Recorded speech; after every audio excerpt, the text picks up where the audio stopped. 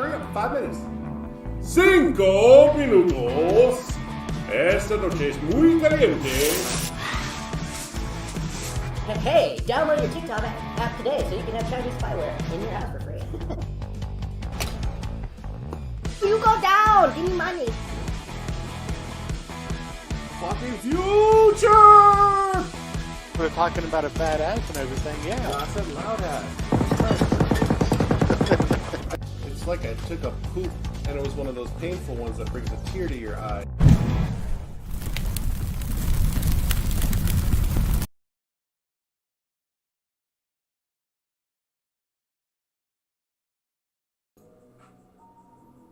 Ooh, chat is ready to display messages. I don't know why Discord does this. It does not like being put on the back burner. Discord is like, I am the bottom bitch. Nobody's gonna tell me WTF, what the foxtrot is going on. Well, you know what? We're gonna hold that note for just a second while I go get me a drink. You guys gonna be good? Well, you better be. Stay. She doing good. She a good dog. I'm blessed to have such a well-behaved critter in my household.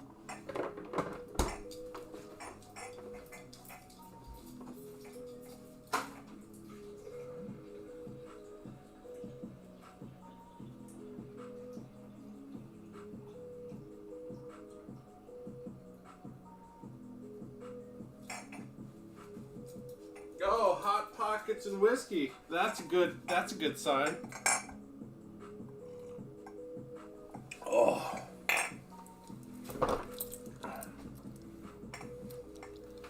Thought I'd give you guys a different angle. Angle of the dangle. What are we going to drink tonight? I think I'm going to go for more Bullet Rye because I am basic. Turn off the camera, turn it back on. Because you want to be a special bitch. Okay. I don't know why it's being so special. But, you know what? Problem solved. Did it.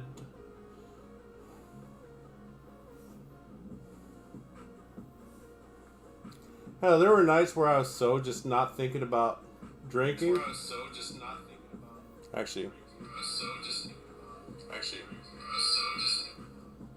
I was just doing an audio test because, you know, my friends do tune in, which I do appreciate, but they don't say anything. Hell, one night I did the entire stream with 0 audio. Not blaming anybody but myself for not being my own QC. But seeing as to how I have as many mods as I do active viewers at any point in time, it's kind of disturbing. Yeah, it's hot in here. I got the fire going and everything, so gotta. Whew. Anyways, where's my book? Where's my whiskey? Found my whiskey. Now I need to find my book, which is right here on top of the microphone, which is behind me. We got this shit. It's fine. Tonight's stream was brought to you in part by Bullet Rye and viewers like you. Just viewers like you. I'm not fortunate enough to have a sponsor just yet. But, you know, if anybody wanted to sponsor this channel, I wouldn't be mad at taking their money and or product, or both. You know, okay. Yeah, super doggo Cam. You feeling alright, mama? Oh.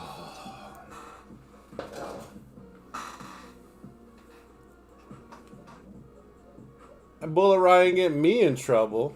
My couch, on the other hand, that might be a different story altogether. We wouldn't talk about that. It earns people nicknames. I stay just ahead of the trouble. Which is not saying much. My poor couch. Thank goodness I got a neighbor who's on top of that shit.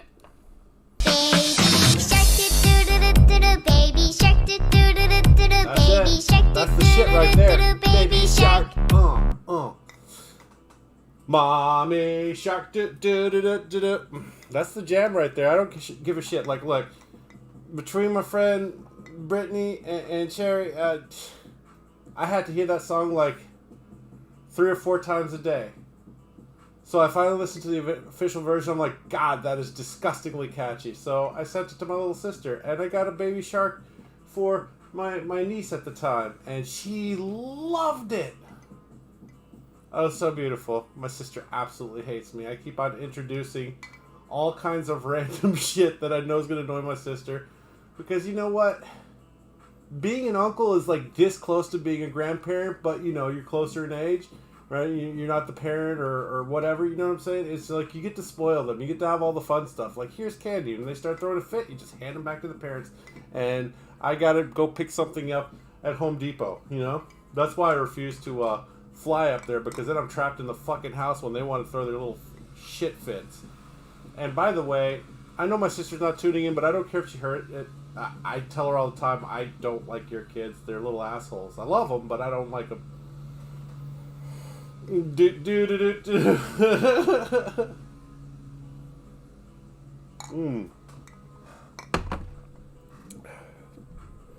Now that's nice. It's so sweet, but it's as spicy as it is sweet. It's a love-hate thing right here.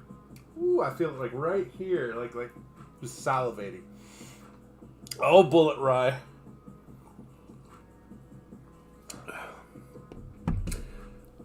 I pull bad things out of good people. I pull good things out of bad people. I just pull. Oh, I hope everybody's doing well tonight. I will not complain, but it's been something. First world problems, and all of my own doing.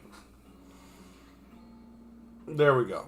So on that note, I'm gonna take another. You're hangry. Why are you mad though? Why are you mad? You mad because you're hungry? Or are you mad because of your dietary restrictions? I mean, you're hungry.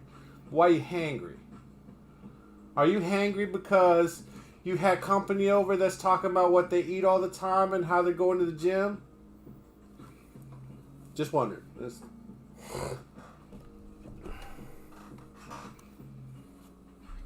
Gonna mess with them ears. Ears.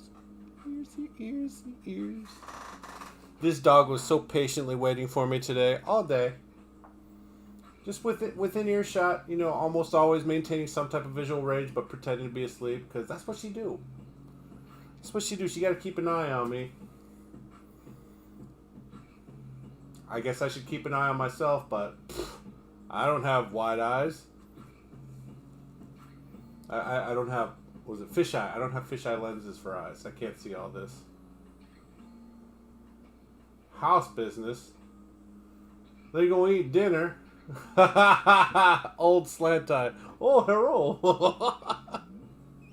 That time I tried to give the dog a treat through the glass table and she tried to eat it. Oh, I felt bad. But it was funny. You know, sometimes you gotta tease the kids.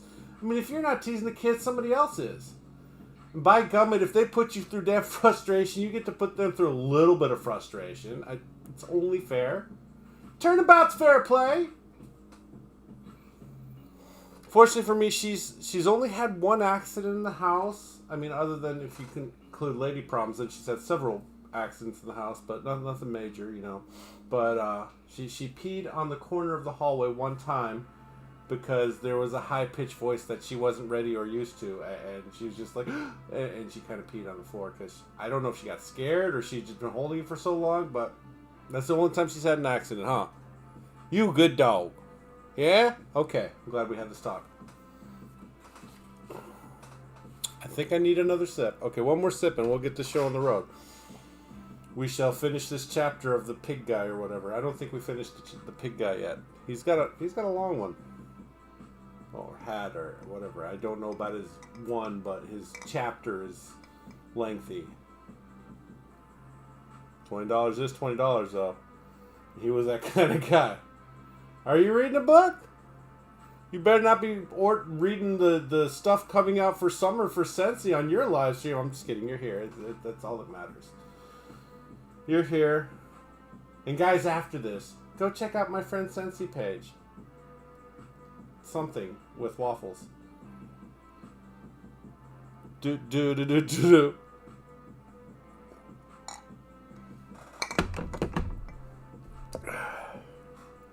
If you like things that smell good and something about words.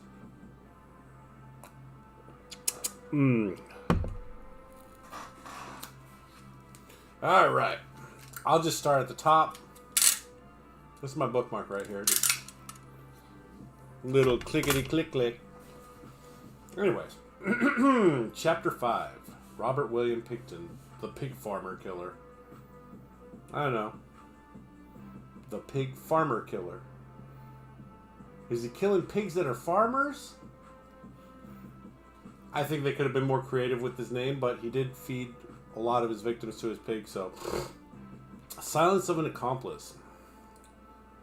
Lynn Ellingson would later claim she would have been afraid for her life had she told the police the truth about the Picton pig farm. Instead, she kept quiet and blackmailed Picton in return for her silence while the list of missing women continued to grow. Yo, hold up. You're afraid to tell the police, but you're not afraid to blackmail the dude that you're afraid of? That's a lot of mental gymnastics to get through. You guys follow me on that? Am I the only one? Like, oh, you're so afraid of him that you don't want to tell the cops, but you'll blackmail the person that you're actually afraid of. Does that make sense to any of you? Now, to be fair, she's a prostitute, but maybe a prostitute. I don't know. Okay, it's just me. Alright then. I'll get to it. I'll get back to it. Andrea Borehaven was last seen in May 1999. Julie Young in July. Wendy Crawford in November. Jennifer Firminger in December.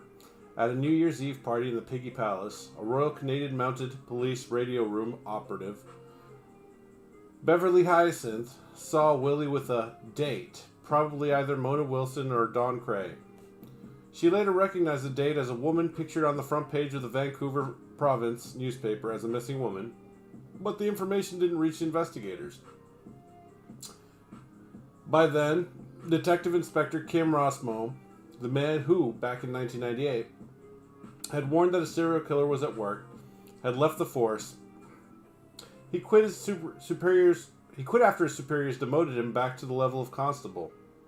In Washington, D.C., they made him director of research at the Elite Police Foundation. I mean, you just got to keep on making them moves. Me, I only do lateral or backwards, so I'm moving, but never in a positive direction.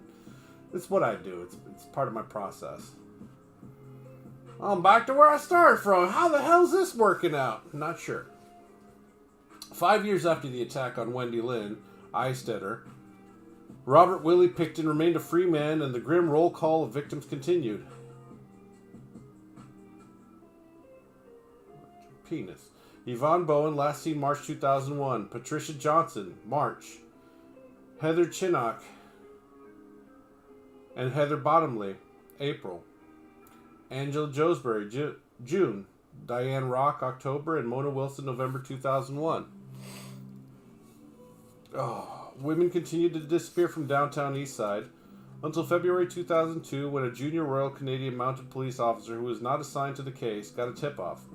A former employee on the Picton farm, Scott Chubb, claimed that illegal firearms were being stored on the farm. The Mountie decided to follow it up, and he applied for a search warrant. On 5 February, he served that warrant on Willie Picton and began to look around his farm. He found more than illegal firearms. There was women's underwear and an asthma inhaler, which matched the description of one belonging to Serena Abotsway, one of the women listed as missing. It was enough for the police to start a more thorough search. That's when the Picton farm finally yielded up its macabre secrets. The Palace of Horrors. Mona Wilson's remains were amongst the first the police saw. She is 26 and known to her foster mother Norma Garley as Running Bear, in honor of her Aboriginal heritage. She told her foster family that she was engaged to the low track of downtown Eastside and had been picked up by Willie. Her head, hands, and feet had been stuffed into a bucket in the piggery. Her DNA was found on a dildo that had been attached to a .22 caliber revolver in Picton's laundry room. It was also her blood that stained a foam mattress in a trailer on the farm. The search widened, and sure enough, there were other buckets, other women. The remains of Serena Botsway and Andrea Joesbury were found next, their DNA mixed together. The women's heads had been cleaved in two, and packed into buckets with their hands and feet.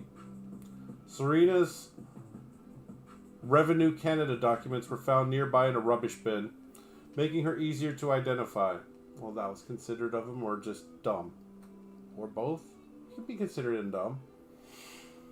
On 2 February 2002, Willie Pickton was charged with her first-degree murder, along with the murder of Mona Wilson. Both had been shot in the head. In the coming months, as more bodies were found and identified, their names were added to the list. Andrea Joesbury, Diane Rock, Jacqueline McDonald, Heather Bottomley, Brenda Wolfe, Georgina Papin, Helen Hallmark, Patricia Johnson, Jennifer Firminger, Heather Chinnock, Tanya Holk, Sherry Irving, and Inga Hall, as well as Marnie Frey, whose father Rick had been searching the streets of Vancouver for her. She was identified from her jawbone recovered just outside the slaughterhouse. Whatever, I'm just reading the words on the page. It's making me feel like the dumb. It says by from. A massive excavation of the entire Pickton farm ensued. It took years to complete and cost an estimated $70 million. What? $70 million for some digging? Holy shit. Rumors swirled around that Willie had fed human remains to his pigs and then sold the meat on the open market. Packages of ground meat containing the DNA of victims Inga Hall and Cindy Felix were found on the farm. A publication ban was put in place to prevent the media from reporting some of the more salacious details of the case before it had gone to court. By the time of the Pickton's trial, the police believed they had found the remains or DNA of 33 women. They believed. They weren't sure, but they believed. Motionless on trial. Pickton's trial, which an earlier judge warned would be as bad as a horror movie, began at British Columbia Supreme Court on 22 January 2007. Crown Prosecutor Daryl Previtt told the court that Pickton had confessed to killing 49 women and wanted to make it an even 50, but he got sloppy. Holy shit. The balls on this dude. He was charged with 27 counts of first-degree murder. Defense lawyer Peter Ritchie urged the jury to keep an open mind about the case, which had caused a media sensation. 300 accredited journalists covered the trial for media outlets all over the world. 300, holy shit, that's a lot of people reporting the need-to-knows. I'm sure it was Trump's fault somehow.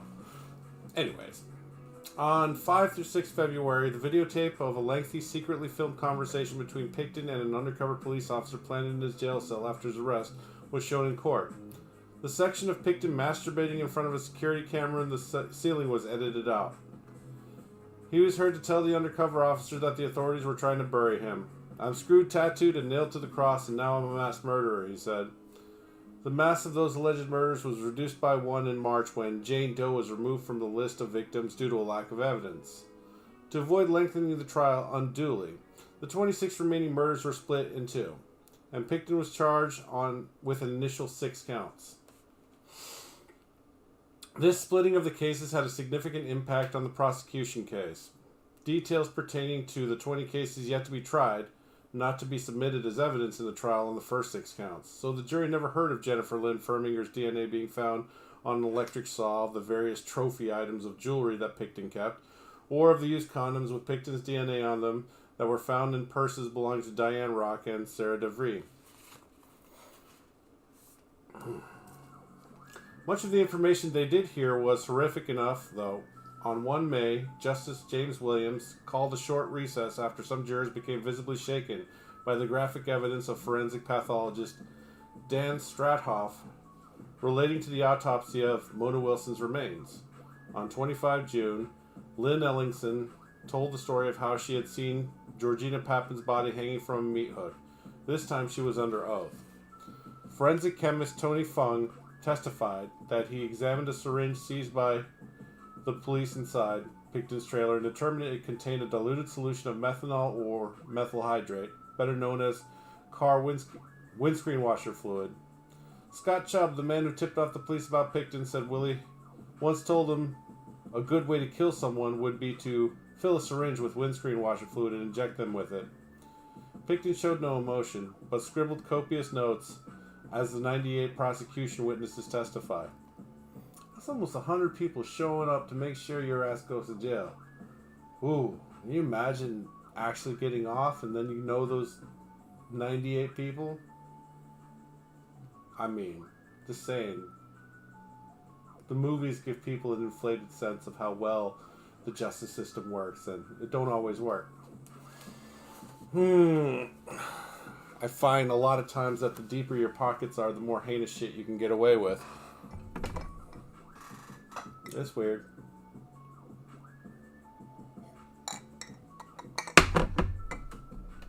Oh, that's what's missing. That's what's missing. Now I know. Thanks for reminding me, people.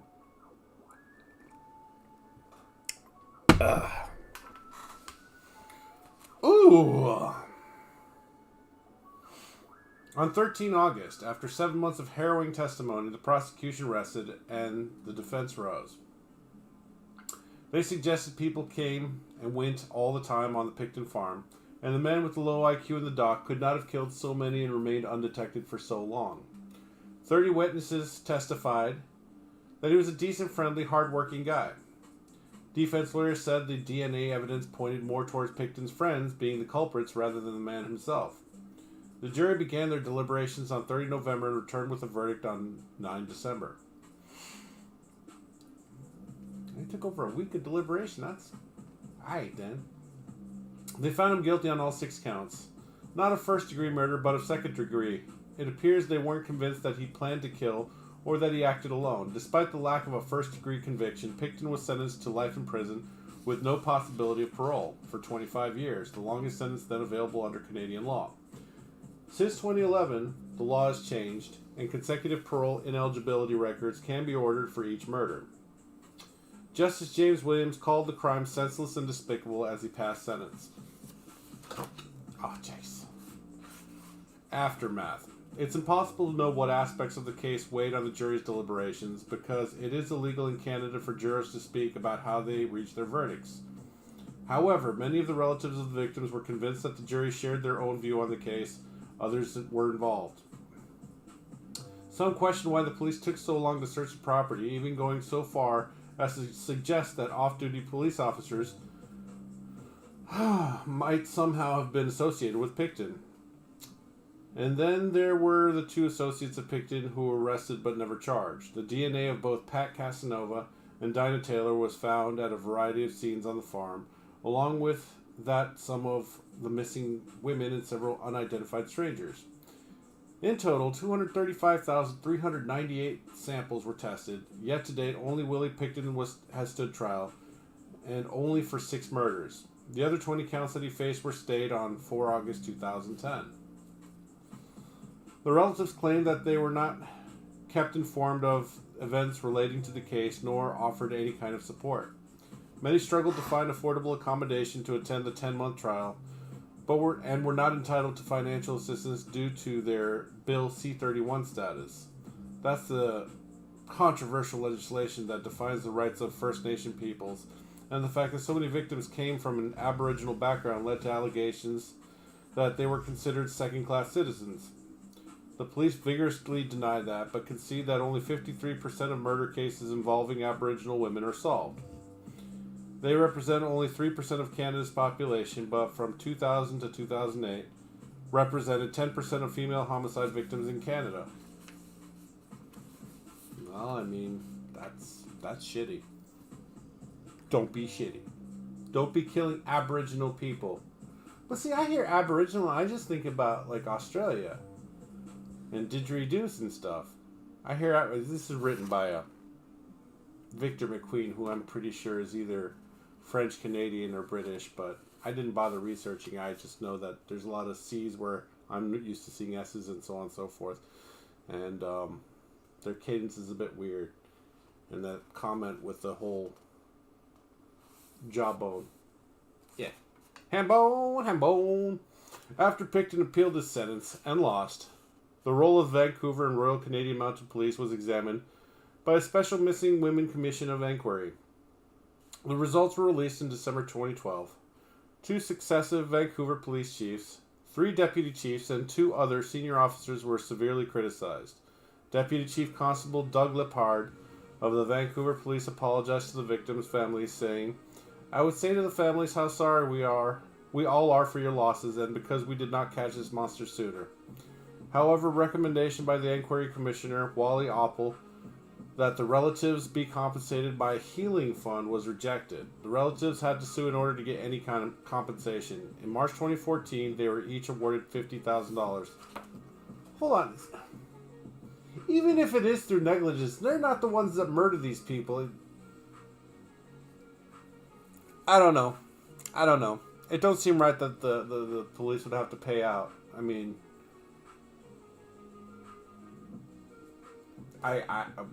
anything? Ooh, guys, I don't know where I would find a paintbrush. Remember, the eyes are kind of runny if you pop them, so you got to be careful when you're gouging them out, because you want the thing whole, right? Because otherwise, what's the point? I'm not saying the eyes are liquid-filled, but it's kind of liquid-filled. They don't deal well with pressure. I heard this somewhere.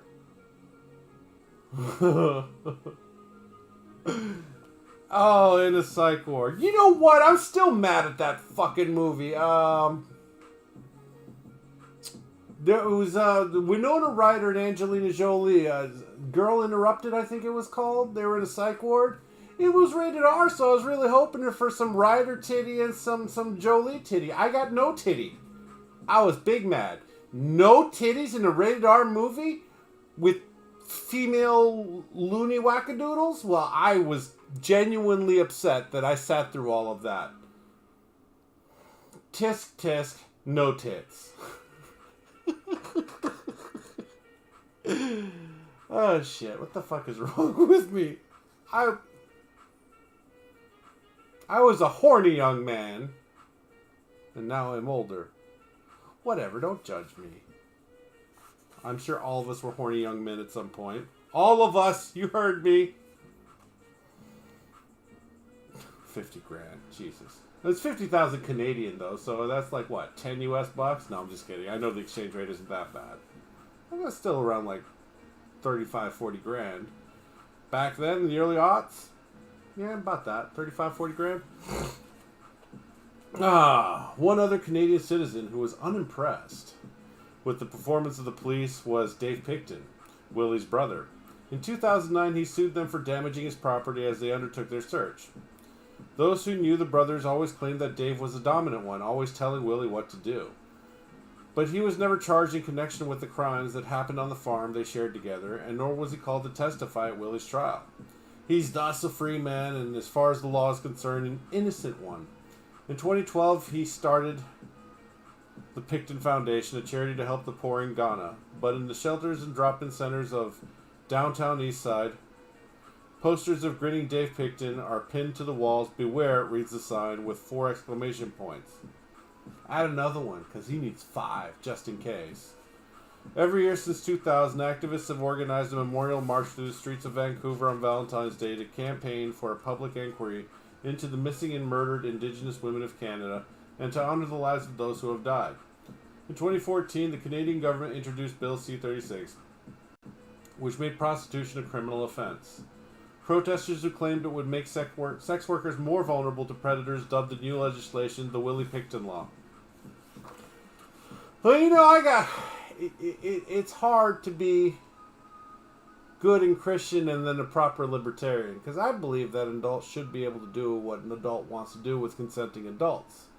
Whether it's to treat sex transactionally or othering it. I mean, honestly, you know, when you pay a prostitute, it's not for the actual sex, it's for discretion. That's where Stormy Daniels fucked up. She thought she was an actress or adult film star. So until she saw an opportunity to profit from it, you know, she stayed quiet. But then she saw her chance to strike while the iron's hot, so to speak, and all of a sudden, her hush-hush money wasn't enough. But to be fair, her lawyer was a scumbag that ripped everybody off, her included, so lols.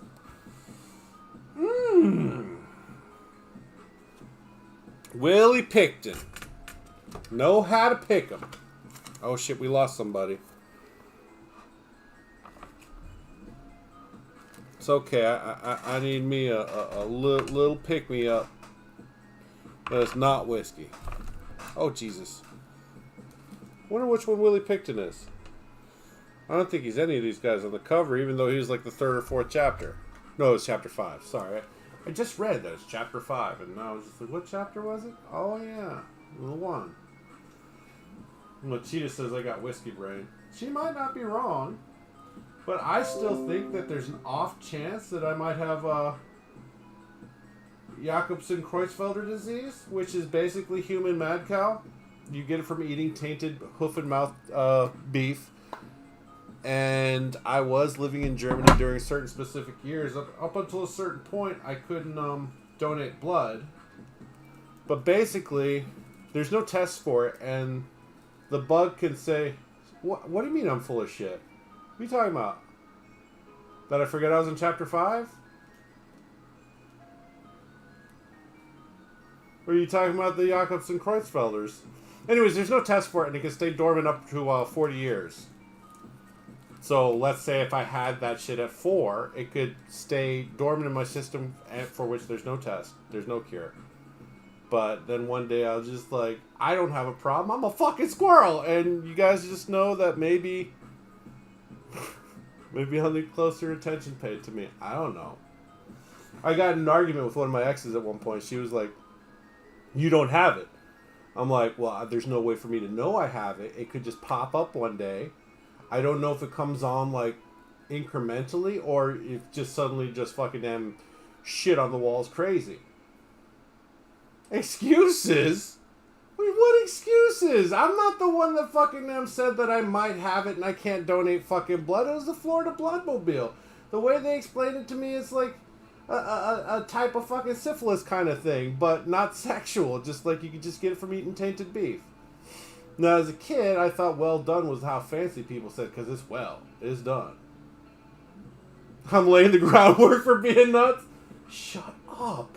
You're ruining the plan. You can be part of it. They're coming to take me away. Haha. Oh. I'm not laying any kind of fucking groundwork for nothing. I'm just saying, if I seem a little extra off and more off, you need to let me know. Of course, I'll deny it up and down. I'm like, I'm fine. Because that's what I say. I'm normally an off person. So how can you tell when a normal person's off? It's like, how can you tell sauerkraut has gone bad? It smells like shit either way. It's just like, it smells like sauerkraut, you know? How do you know when a person who's colorful and eclectic as me is, well, more colorful than he should be?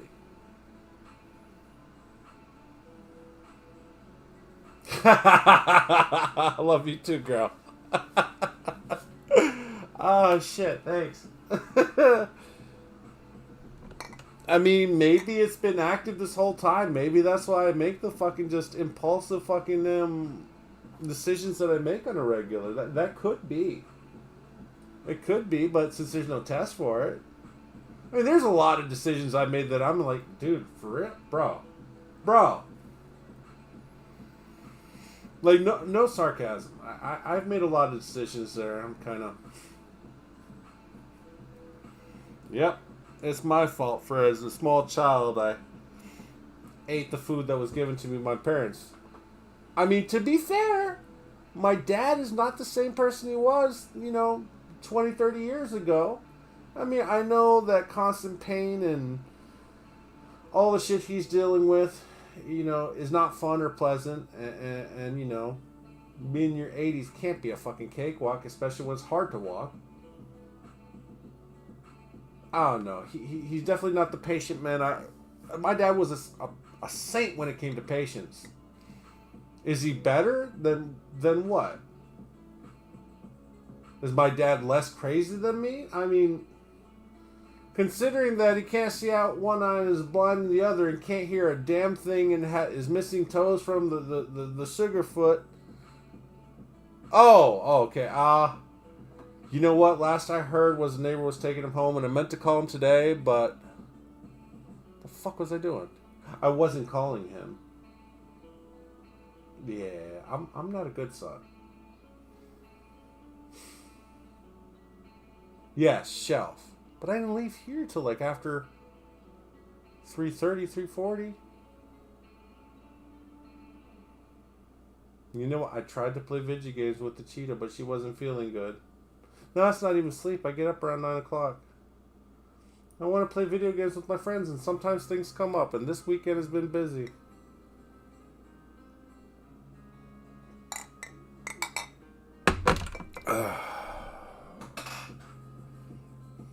It's just one of those teeter-totter situations. Like, you can make one thing better, but you can make one thing a lot worse.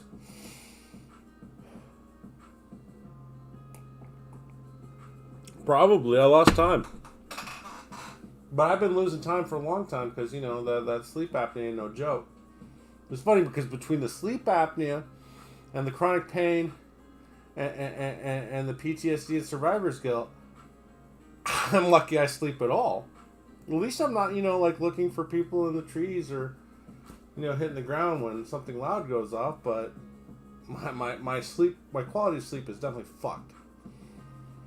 So I was trying to explain to somebody that my dreams, they're exaggerated reality, but not to the point where I can tell the difference. So it's a combination of a recurring spot that I dream almost every night is getting shot up. And that's just absolutely horrifying. You wake up after being shot because you can feel some of the fucking bullets burning your shit. Not fun. And then on top of that, there's the body trying to suffocate me, even with the CPAP machine. And people are like, well, you just need to quit smoking and lose weight. I'm like, you need to suck a bag of dicks, because I got all the way down to 217, and at 217 I had temple veins and fucking cheekbones. And I could fit into a fucking 32 regular.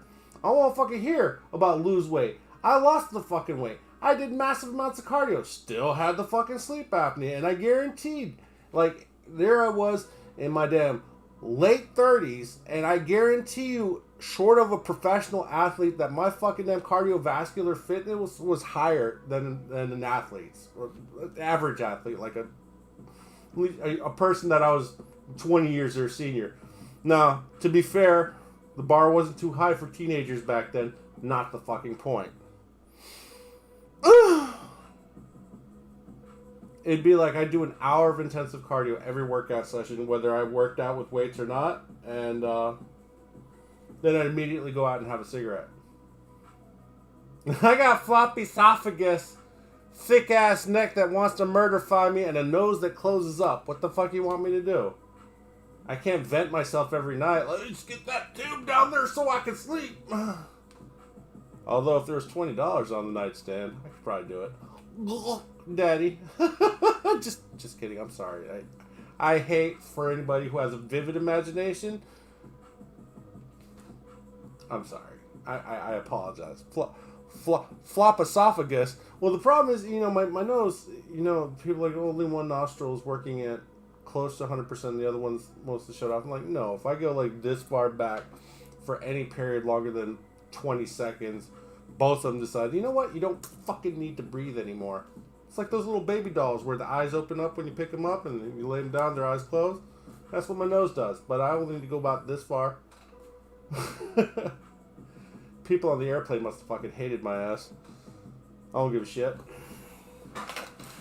They had shitty movies, man. Like, it was like, what were my choices? Black Adam or... I don't know. The choices were fucking terrible. And the headphones were even worse than the movie choices. But I mean, what do you want for free? What do you want for free? You ain't getting good shit for free. Be happy you got anything. We were KLM, Royal Dutch Airlines. He's a petty dog. He's a sweet girl. No. She's so soft. She had a bath. Did they trim your nails at all? You've been clacky toeing for a bit there. Just want to sit here and ramble on. Keep you from reading a book. I mean, it's fine. You can read your book. Floppy esophagus. I do like that. That's, you know, that's a much better explanation than the ENT guy had for me. He's got a deviant septum. You want some surgery? And I was just, nah, good. He was like, well, good. I'm glad you said no, because, you know, it's not deviated far enough to recommend surgery. I'm like, well, thanks. Good thing I cut back on my cocaine usage. I don't fucking know. And yes, I'm able to gain weight while doing cocaine, so that's not even an option. Haven't tried meth, but I don't know. I kind of like not having bare walls and the copper ripped out of them. Oh, wait. I have aluminum wiring, so I'm not even worried about that. Because, you know, the 70s are like, yeah, aluminum works. Sure. That'll get a couple sparks. That probably adds another 15% to my power bill, but the amount it would cost to get all copper wire to replace the aluminum wiring just would not be worth it in the savings in the long run. I'd probably have to live another 30 to 50 years for that to pay itself off, and we don't see that shit happening. Look at me, my big floppy esophagus fat ass. I'm lucky I made it this far, for fuck's sake. Haven't stroked out like JR and her. I know I shouldn't make fun of stroke victims because it can happen to anybody. But I would probably not deal with it well. Maybe, I don't know. Maybe I'm one of those lucky stroke victims that just pop back the next day and ain't missing a beat. I don't pop anywhere, except for my knees and my back. Those pop. Anyways, let's get back to the book, shall we? Or not. What do you guys think? Look at that babe. Look at that sweet babe.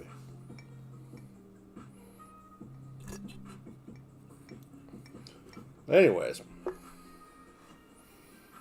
Yeah. Was it last week I wasn't really feeling like drinking and then I just drank. But then I didn't read either. I was just having a conversation with my boy Tretch.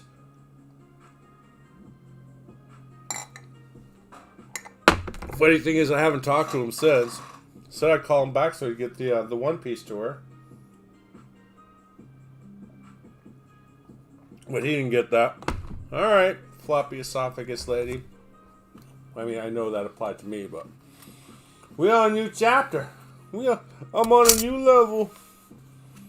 I don't know why today feels like Friday to me. My entire week is fucked right now. Chapter 6. Andrei Chikatilo, the Rostov Ripper. In June 1982, Major Mikhail Fetisov took charge of the crime scene near the small city of Novocherkassk in the southwest of Russia. A body had been found by men collecting firewood in Lesopolosa, a small strip of forested land planted near Soviet cities to prevent erosion. Military cadets ordered to conduct a search of the area turned up a sandal and a bag that helped to identify the victim as a 13-year-old Lyubov Biryuk. She'd been sent out to buy cigarettes for her father earlier the same month. They found the cigarettes in her bag untouched. The killer, most likely, did not smoke. Well, they'd be a lot easier to spot in 1982. Smoking was one of the few pleasures there was beyond the Iron Curtain. She had been stabbed repeatedly in a frenzied attack which appeared to concentrate its ferocity on her eyes and her pelvic region. That's an interesting 1-2 combo. The summer that year had been warm and wet in Russia, and though Lyubov had been missing for only 2 weeks, her body was in an advanced state of decomposition. The Soviet forensic team, with their rudimentary techniques and equipment, would be of little help here. Major Fetisov, the Sischik, or lead detective, responsibility for the entire... Goddamn. Excuse me.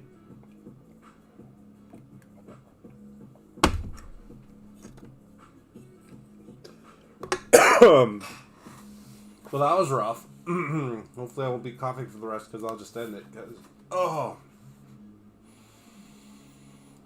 With the responsibility for the entire Rostov Oblast province, had seen nothing like it before.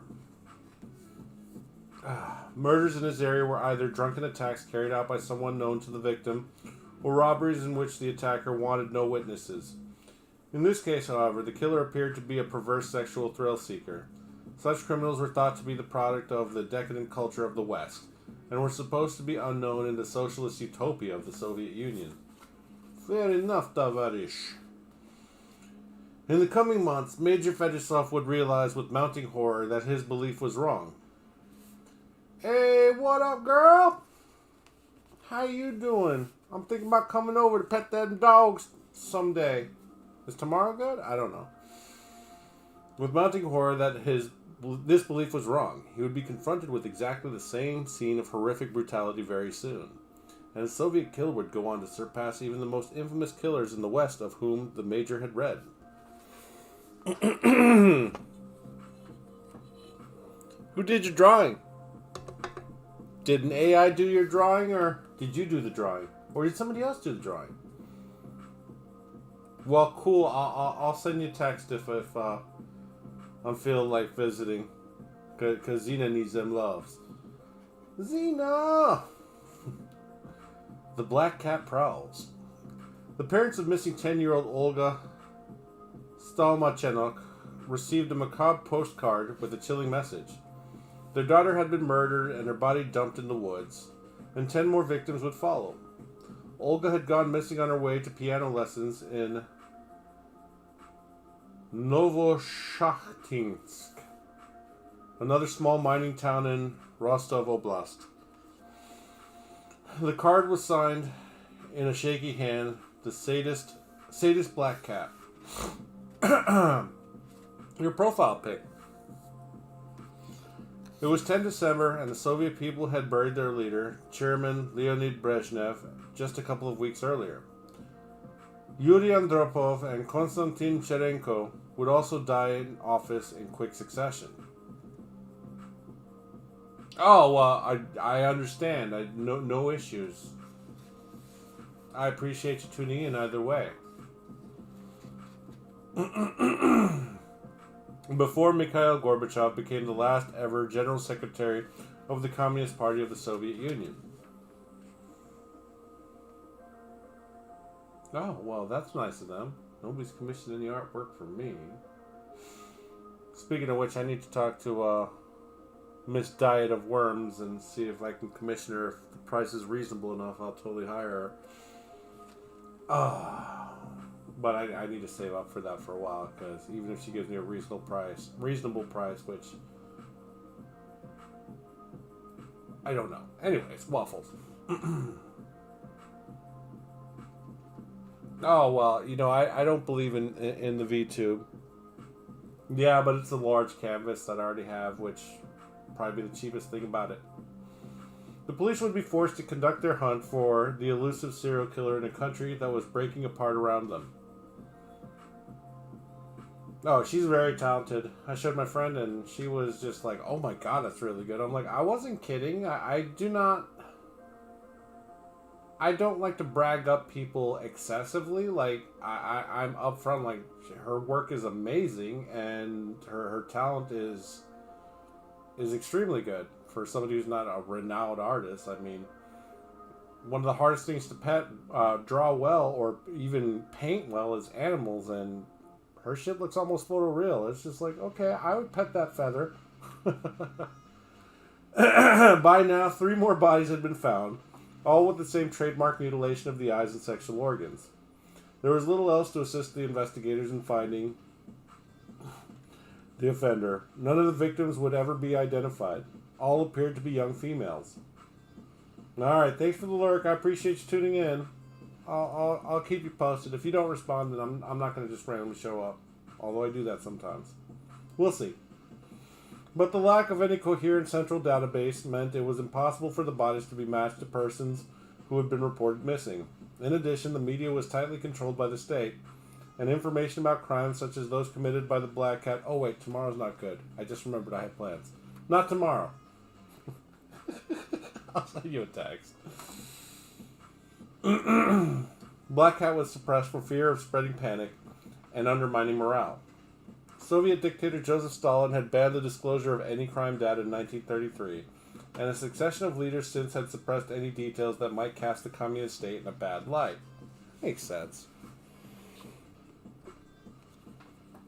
I mean, when all eyes are on you, whether you disclose stuff or not, and get the rest of the world talking, especially if, you're the second greatest world superpower.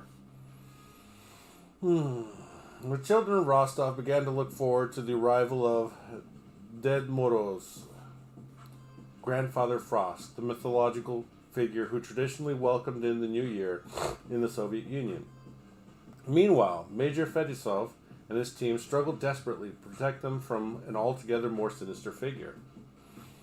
When the snows of winter finally thawed in April 1983, they revealed the mutilated body of Olga Stamachenok. 1983, the year of suspicion. Major Fedosov recruited a lieutenant called Viktor Burakov from the criminology department to join his ever-expanding division of especially serious crimes. Burakov was a specialist in the analysis of physical evidence rather than a detective, but he would play a pivotal role in the investigation.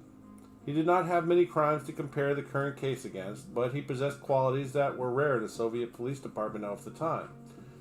The ability to keep an open mind, and a dogged determination to solve the case. Burakov toiled through countless files on known sex offenders, previously released mental patients, and men with prior convictions for violence in the Rostov area. As he did so, more bodies were discovered.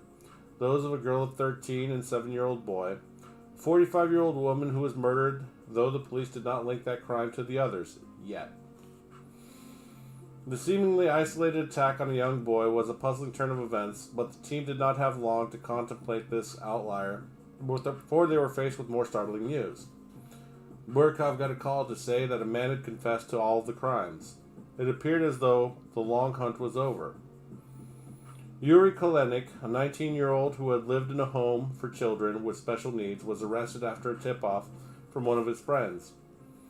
He confessed after several days of interrogation and agreed to take investigators to where he had hidden the bodies. Burakov tagged along and was soon convinced that the suspect was not their man, much to his colleagues' displeasure. Kolenik struggled to point out the crime sites without prompting, and his confession contained no information that wasn't provided to him by police. A new body was found in another wooded area that Kolenik apparently knew nothing of. She had been mutilated in much the same way as the others. In this case, the victim's nipples had been removed, as well as the all too familiar damage done to the eyes. She'd been dead for several months, so Kolenik could still have been responsible, but Burakov thought otherwise. This motherfucker knew. He was on that shit.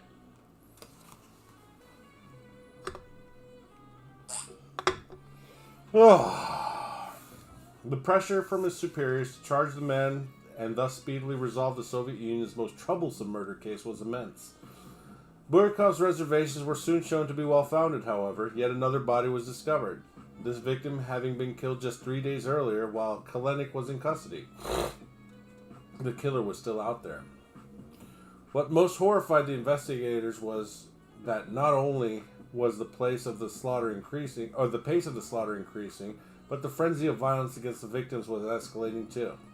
The latest body, found on 20 October, had been completely disemboweled, and their internal organs could not be located at the crime scene. Her eyes were, however, intact. The litany of unsolved murders was added to again when yet another body was discovered not far away. This woman had been dead for some months, having been killed over the summer. Oh, man. In September, Soviet Defense Force Lieutenant Colonel Stanislav Petrov quickly saved the world from nuclear Armageddon by ignoring an early warning system that indicated incoming nuclear missiles were about to strike the Soviet Union. He was later reprimanded by his superiors for improper filing of the paperwork relating to the incident. The investigation into the Rostov serial killer was characterized by a similar disconnect between those on the front line and the bureaucrats of the Communist Party system. The latter, for example, believed that homosexuality was a sexual perversion, and since the killer was also a sexual pervert, he must therefore be a homosexual. I don't know how they made the connection, but okay. Hundreds of man-hours were wasted raiding the homes of known or suspected homosexuals as a result. God damn, that's savage. I almost laughed at that. That would have been terrible. But I'm a terrible person, so we've already been over this. It's fine. It's fine. The moratorium on news stories relating to the murders continued, meaning children continued to wander the streets oblivious to the danger and unprotected by their parents. They were easy prey. The inevitable result was that the murders continued. Yeah. A young boy from nearby Gukovo was reported missing on 27 December. His name was Sergei Markov.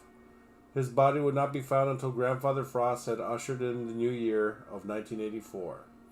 This would, alas, be another bloody year in Rostov. How many are we up to now? A lot. More than we should.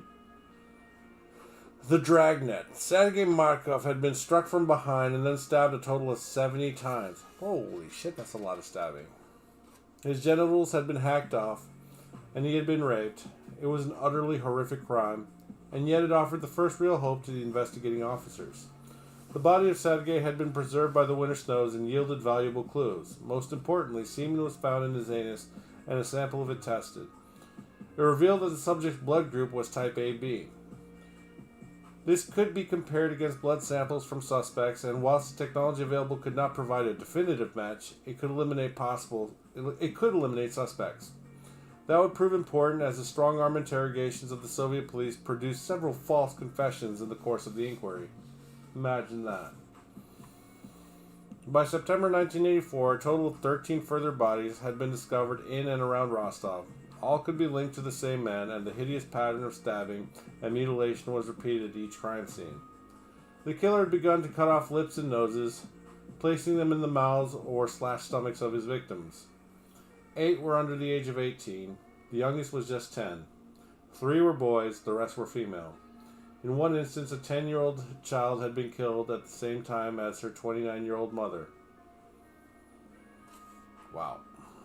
The investigation floundered as the body count rose inexorably. Undercover officers were sent to patrol every train station in Rostov to observe suspicious behavior.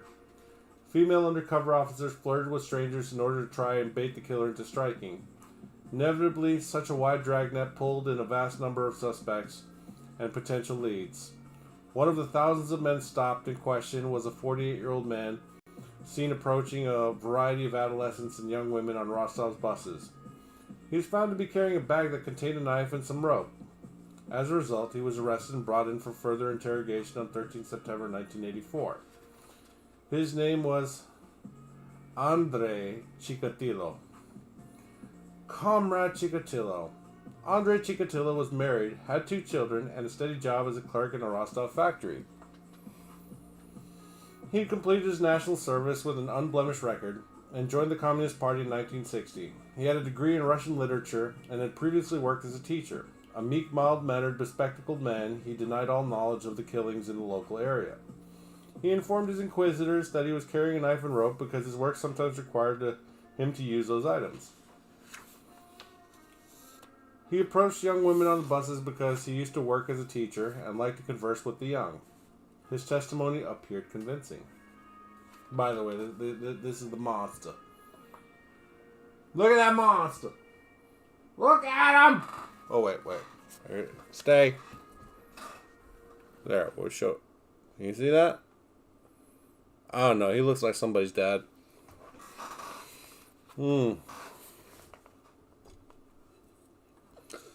That's right. My whiskey system's getting a little bit low. Time for no little sippy.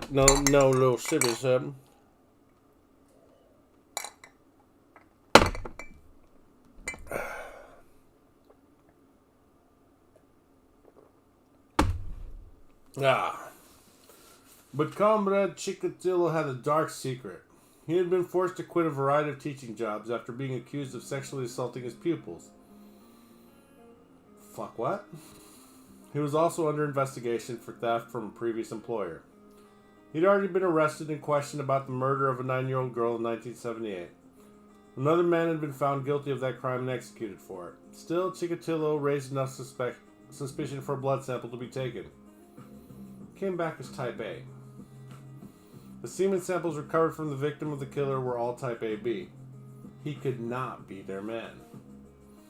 Chikatilo was tried and sentenced to a year in prison for the thefts from his employer. He was no longer considered a suspect in the Rostov murders due to the lack of match from his blood sample. The investigators had made a catastrophic mistake. Chikatilo, Killer X, was released in December 1984 and found a new job at a locomotive factory in the city of... Okay, bear with me. Novocherkassk.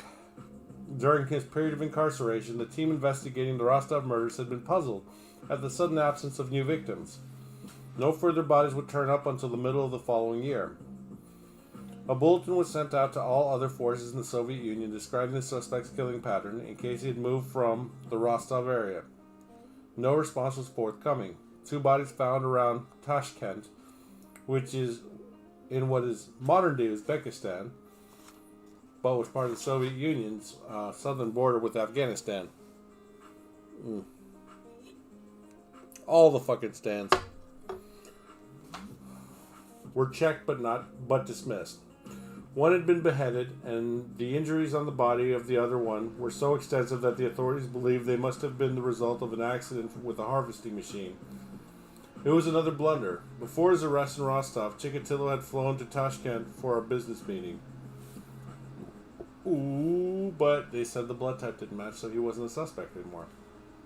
Investigators Fetisov and Burakov decided to try an approach that was unprecedented in the history of Soviet crime detection. They would bring in a psychologist to build a profile of the offender. The man they turned to was Dr. Alexander Bukhanovsky from Moscow, whose specialist subject was homosexuality and transsexuality. It was the closest subject area that they could find, and he was one of the few psychiatric experts willing to risk his reputation on such a bizarre and difficult case. He produced a 65-page report on the suspect, who he termed Killer X.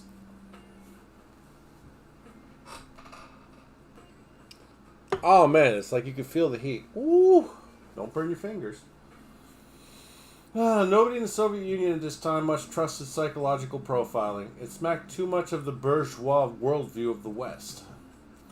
But the investigators did at least take on board one of the key predictions made by Dr. Bukhanovsky. The killer was heterosexual and suffering from some kind of sexual dysfunction. He needed to watch a person die in order to receive sexual gratification. Removing the genitals of his male victims was a way of turning them into surrogate females, which were the people he most desired. As a result of this insight, the investigators turned their attention away from Rostov's homosexual population. They soon found that another of Dr. Bukhanovsky's prediction was also accurate. The killer would only ever stop temporarily, if he thought he was in danger of immediate capture. As soon as he felt safe, he would kill again, and so it proved. A body found in a thicket of woods close to Domodedovo Airport, Moscow, in August 1985 displayed strikingly similar injuries to the Rostov cases. When Burakov flew in to check the crime out, he was convinced that his killer was responsible. He labored to check all of the handwritten tickets to find anyone who had flown between Rostov and Moscow in late July. No names of interest were found. 3 more bodies were discovered, but they were boys, and investigators did not link them to the crimes in Rostov. And so Andrei Chikatilo traveled back from Moscow to Rostov the same way he arrived, by train. Ooh, he's sneaky. Another sip. Don't drink any more though, psycho. You gonna feel bad in the morning. I really won't. God, it is a curse to be able to drink as much as me and not be hungover. I'm a medical mystery, what can I say? It's a mystery how I'm still alive. Cheers to that, people.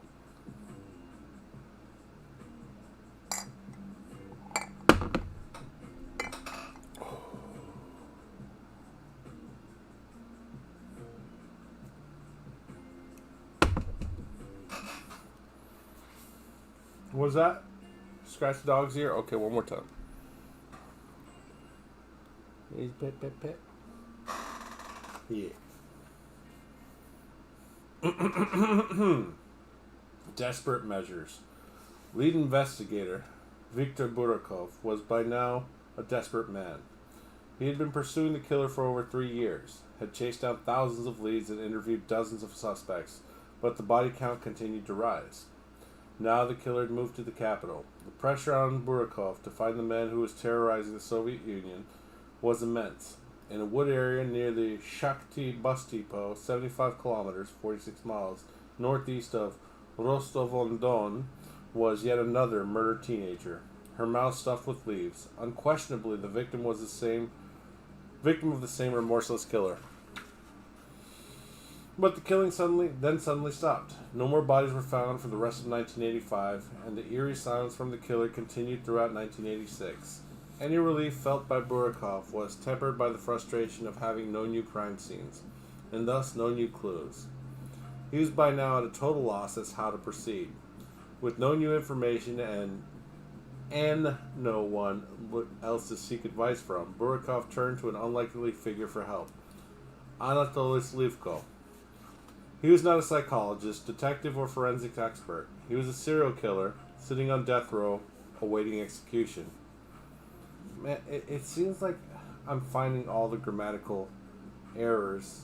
I mean, so far only 2 that were glaring. But you're a fucking writer. Where's the fucking editor? Who's in charge of this shit? What the shit? Oh, sorry.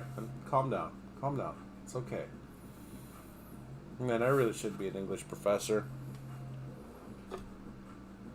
Just kidding. I don't know shit about English. English is a dumb, dumb language. And there's so much stuff that I've forgotten that I never really paid attention to. I know how to spell. I know about sentence structure and grammar and the Oxford comma, etc., but I couldn't tell you what a participle is, nonetheless a dangling one. Unless that's what you call your penis. In which case, I know what a penis is, because $20 is $20, baby. Okay, sorry. Anyways, we got off track. Where were we? Slivko had stalked his victims in Nevinomisk, Stavropol Krai. That's a rough one. Which bordered Rostov Oblast. He had murdered 7 boys between 1964 and 1985. His preferred method of murder had been to persuade his victims to partake in an experiment involving hanging them like they were unconscious, until they were unconscious, in order, he said, to stretch their spines. Wow, okay. He hanged a total of 43 boys, many of whom were sexually assaulted once they were unconscious. The fact that he let some of his victims escape with their lives eventually led to his arrest. Oh, you done fucked up there, son! Chikatilo never made that mistake, and so the interview with Slivko did not provide Burakov with any fresh insights. Slivko was executed just hours later. Burakov suffered a nervous breakdown shortly afterwards. He spent a month in the hospital, but upon his release he immediately returned to work on the Chikatilo case. No more bodies were discovered for the rest of 1986 or throughout 1987, as Burakov pored over his notes, chased down new leads. Eventually, on 16 April 1988, came evidence that the killer had struck again. The body of a young woman was found near railway tracks at Krasny Sulin, stabbed and mutilated but not sexually assaulted. A month later, the body of a 9-year-old boy was found in the woods near a train station in the Ukrainian city of Ilovaisk.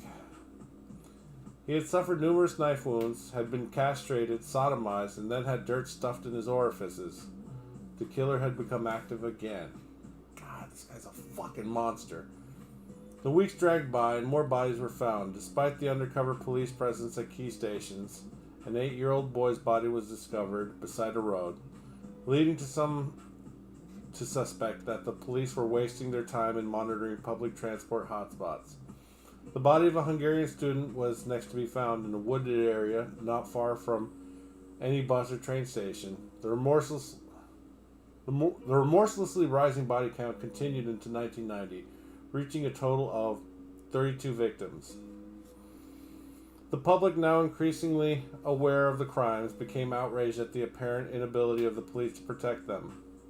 The Soviet authorities were nervous of any mass protests at this time.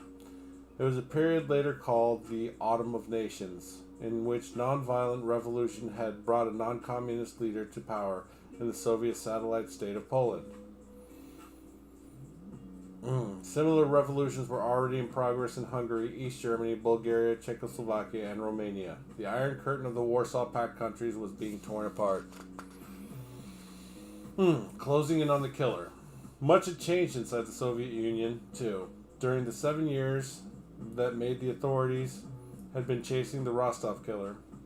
It was now 1989, 2 years since General Secretary Mikhail Gorbachev announced that under the Soviet policy, the glasnost, publicity or transparency, no subject would be off limits for the media. At last, the press could begin to report the savage crimes in the Rostov area. With this social change came a new plan in the hunt for the Rostov killer. Man, this is nuts. Like, we've gone from media suppression to do what you need to do, comrade. Burakov wanted all the Soviet Union to know about his latest operation, which involved flooding train and bus stations with uniformed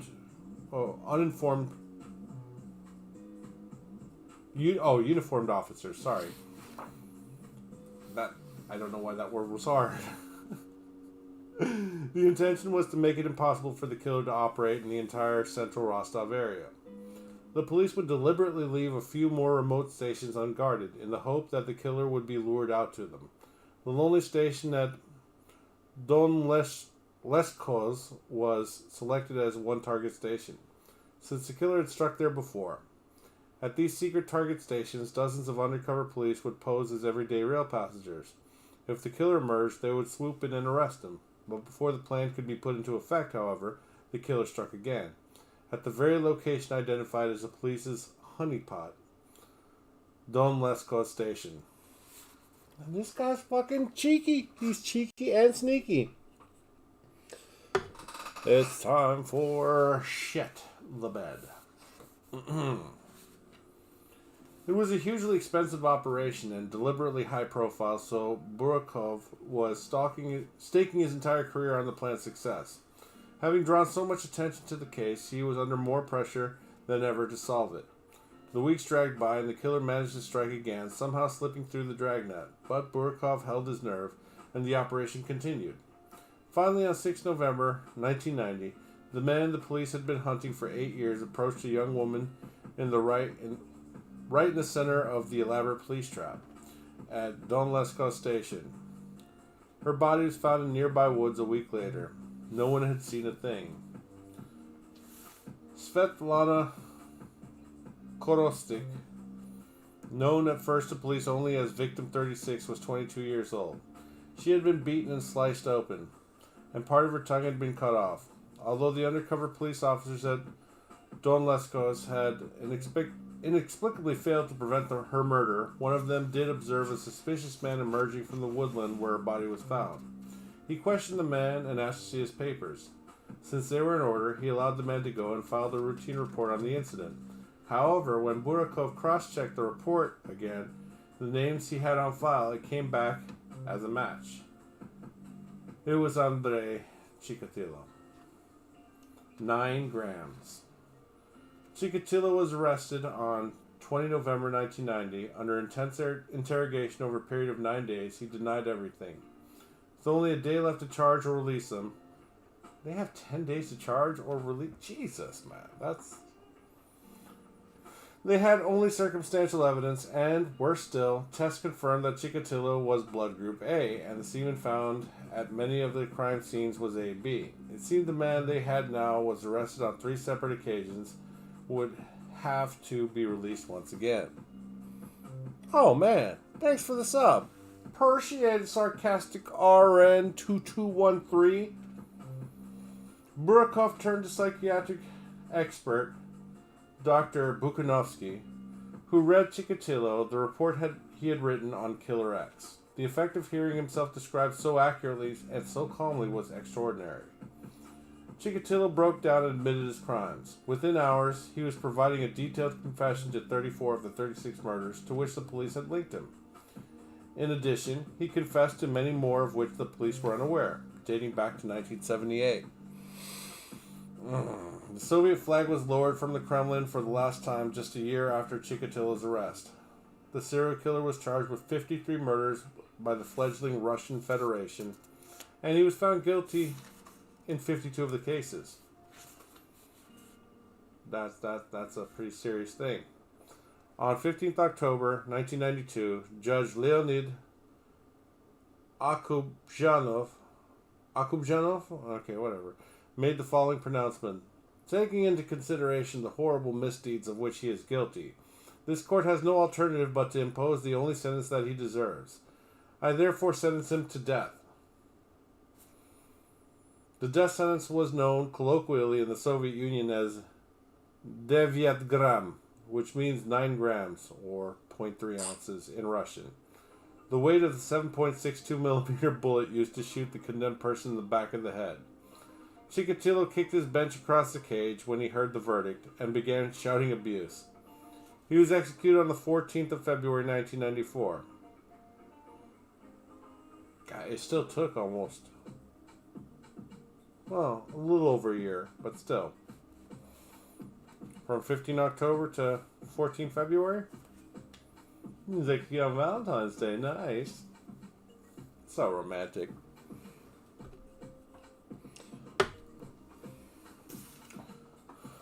Holodomor's children. Chikatilo's trial shed some light on what motivated him to commit such terrible crimes, but inevitably fell short in terms of fully answering the question of why such a seemingly normal man could turn into the Rostov Reaper. That's a terrible Russian accent, I'm sorry. The primary source of Chikatilo's murderous frustration was his inability to perform sexually. In the West today, this can be easily treated. But Chikatilo was born in 1936 in the Ukrainian Soviet Socialist Republic, a place and a period that would define the dark trajectory of his life. He described himself in his court testimony as a poisoned wolf, and the poison that paralyzed his moral sensibilities came indirectly from two of the century's most tyrannical dictators, Stalin and Hitler. Stalin's plan to modernize the Soviet Union required machinery and technology from the West, and in the 1930s, the only way to pay for this was by exporting grain.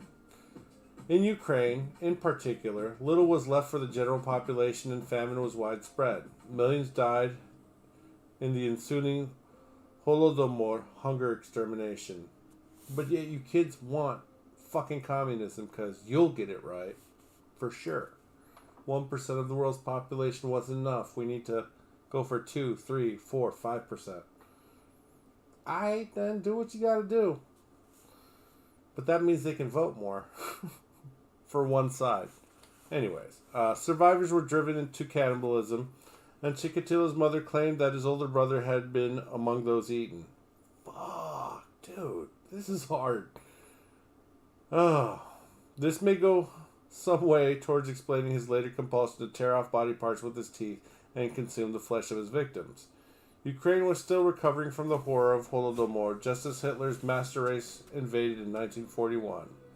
More famine and brutality followed, and during Chikatilo's formative years, his father was absent, held in a Nazi prisoner